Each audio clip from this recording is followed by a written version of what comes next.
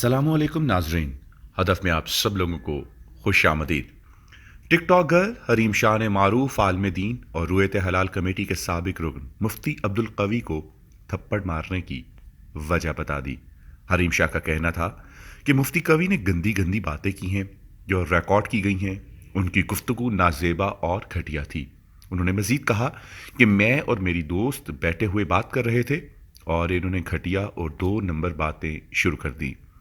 मुफ्ती कवी गुज़श्ता रोज़ गलत किस्म की हरकतें कर रहे थे जिस पर मैंने मुश्किल से बर्दाश्त किया हुआ था और सब्र का पैमाना लबरेज हुआ तो दोस्त के साथ मिलकर उनको थप्पड़ मारा।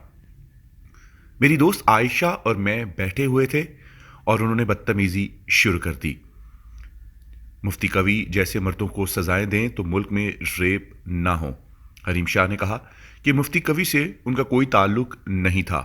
सोशल मीडिया पर एक वायरल वीडियो हो रही है जिसमें देखा जा सकता है कि हरीम शाह ने मुफ्ती अब्दुल कवी को थप्पड़ जड़ दिया है। बादशाह हरीम शाह ने मुफ्ती कवी को थप्पड़ मारने की तस्दीक की और कहा कि उन्होंने ही थप्पड़ मारा है और क्यों मारा है इसका जवाब उन्होंने बता दिया है। मुफ्ती कवी का कहना है कि हरीम शाह और मुझे कराची बुलवाया गया था। उन्होंने कहा कि होटल में बैठा मोबाइल फ़ोन इस्तेमाल कर रहा था। हरीम शाह अचानक कमरे में आई और थप्पड़ मारकर चली गई।